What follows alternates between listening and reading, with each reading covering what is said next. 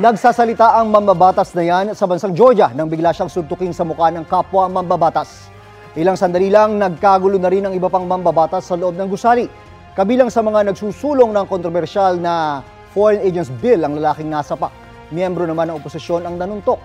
May mga grupong tutol sa Foreign Agents Bill na layong iparehistro ang mga organisasyong tumatanggap ng pera mula sa ibang bansa.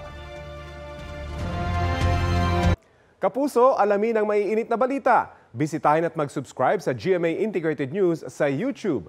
Sa mga kapuso abroad, samahan niyo kami sa GMA Pinoy TV at sa www.gmanews.tv.